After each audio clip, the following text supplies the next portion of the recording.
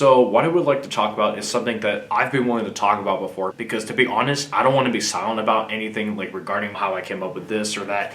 But to be honest, I never worked in the Kings Island marketing department or anything, although I really love Kings Island for its roller coasters and thrill rides and all that, including their water park, Soak City, as well as like multiple offerings they have from like the Racer to the Beast to the Banshee, Diamondback, Mystic Timbers, especially Orion, and even one of Kings Island's most original IPs, Phantom Theater, which apparently Phantom Theater is coming back this year, so that's going to be nice. So with that being said, I would like to talk about one of the park shows, but like this time, this is going to be about this one show that you guys might know and love. And you guys might have seen it these past couple of years, so hopefully this will blow your mind. So with that being said, let's talk about it.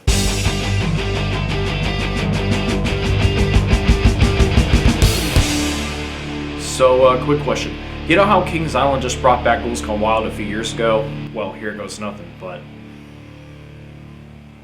I was the one that suggested Kings Island to bring back Ghouls Gone Wild. Get out! And I'll tell you why. So it all started back in 2018 when I was hoping for Kings Island to like maybe do this, that, although they relied so much on live bands in like the Fest House, you know, where the live bands would play like certain music just to get the music louder and such. Because honestly, that park, as well as like other Six Flags parks, have been known for like a lot of live bands these days. Well, not much during the Paramount days, but like during the older days, the Cedar Fair days, and even today. Having live bands performed by actual musicians are really cool in general, especially when you had Monster Rock and such. And this was like around the time when the Kings Island Entertainment Department was trying something new, when they decided to get rid of Ghouls Gone Wild and all that.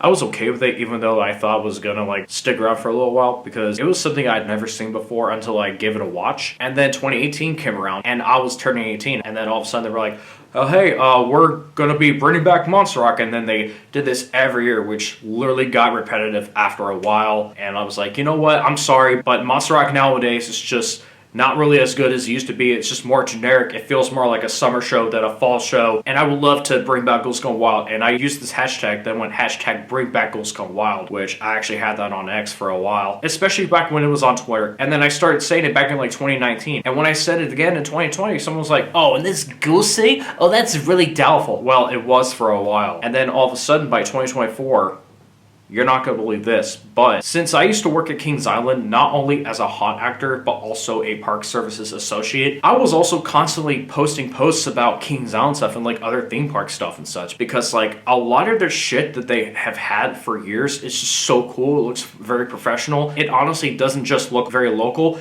It looks more professional than local, like Strickers Grove and such. And hell, even the former Coney Island as well as the former Beach Water Park. But let me tell you this.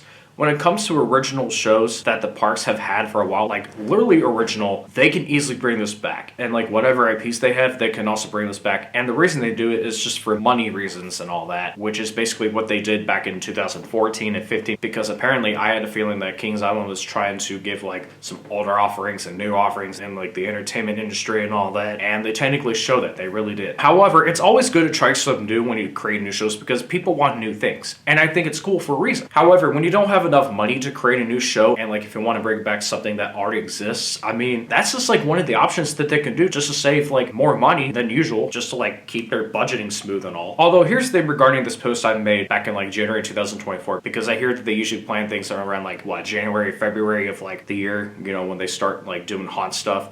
But let me tell you this, when I posted a post about why Kings Island should bring back Ghouls Gone Wild, what I actually did is not only writing what the show was about, especially its history and timeline and like the description of the show, but I also made sure to add photos of the show just for the people like those from the entertainment department to look at it and see what the whole process of the show is and how it's cool and all. And apparently I think Kings Island might have seen my post and took it literal. And then sometime in August 2024, I started hearing rumors about the fact that, there's gonna be a show that's returning from the past for Halloween Haunt, and I'm like, oh my god, I don't know what to say, but I know what it is. And I was also like, OMG, dude, I think that they're taking my post into consideration. I think this is really cool. I'm like, because like usually companies just look at suggestions and like they don't take any decisions. Well, actually, with Kings Island, they love bringing stuff back no matter what it is. Well, usually with their original stuff, but maybe in the future we'll probably see them bring back stuff like not Hanna-Barbera, but like some IPs like Nickelodeon and Star Trek for like some future stuff. I don't know, man, because like they also have Looney Tunes and DC Comics, but that's a different story for a different day. But like when it comes to originals, it's like 10 times easier for them to bring back those shows if they want to. And same thing with the theme and all that, because they usually love to put in a lot of effort into many things, like the rides, the shows, and all that, especially with the atmosphere. Like, they usually do a great job with it, and I literally give them a lot of credit for it. So thank you so much, Kings Island, for doing that.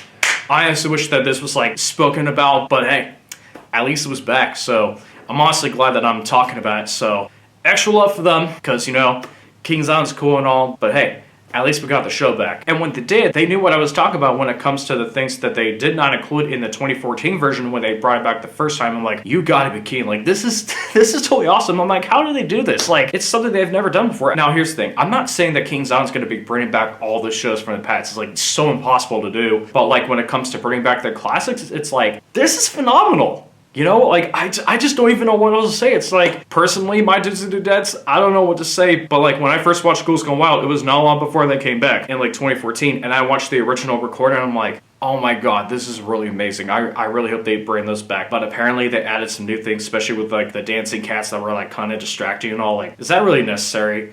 I don't know. But looking back, when you watch Ghouls Gone Wild, it's like one of those classic Halloween haunt shows besides Hot Blood, which in my opinion, when looking at Hot Blooded, I honestly wouldn't say that it's better, but it's just as good. Okay, same thing with like other old shows like Dead Awakening, Blood Drums. They're literally just as good. Like, I got nothing else to say about it. And it's like, I don't know. Well, I'm not gonna lie, but it kind of gives me the Captain Neo vibes when it comes to this. And I'm actually not kidding when I'm telling you this, because just, you know, other than Kings Island bringing this back in the Phantom Theater, just take a look at what Disney did. They brought back Captain Neo for like a certain amount of time, which they did. And maybe one day they'll bring it back, but that's a different story for a different day. And like, take a look at the Chuck E. Cheese Legacy locations. They were done by the company because of not only the outcry, but also these suggestions that a lot of fans gave, especially from like one single fan, and even like multiple of them. And those suggestions came true for a reason. And I think that's just really cool when it comes to rivals. Now, I'm not saying that they gotta go backwards with everything, but it's like, when it comes to this era full of like reboots and salvages, revivals, and all that, it's like, you literally have a lot of insanity and craze into this, and it's like, oh my god, like, this is just generally amazing. Especially during this time that we're in, it's like, hey, you know, this is the new generation, so why not? But other than that, it is something. So if you guys don't know what I'm talking about when it comes to Ghouls Gone Wild, I actually filmed the show a couple times, so here are some clips of the show, so take a look. Pandas are so good with some barbecue sauce on the side. I call the monsters out tonight. Yes. Monsters, friends, come forth and scream. It's time to rage this Halloween. But then let's get excited. Come forth, my ghouls, you're all in fire. Yeah! Woo!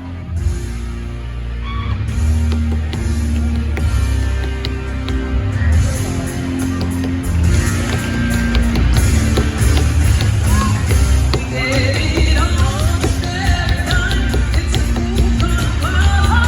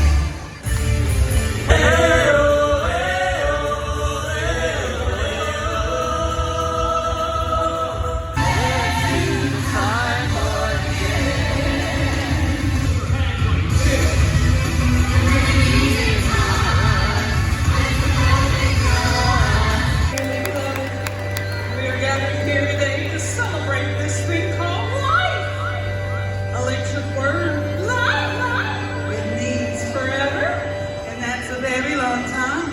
But I'm here to tell you there's something else. Let's go crazy. Let's get nuts.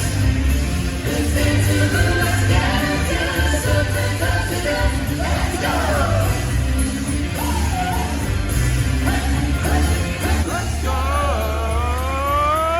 Let's go! Woo!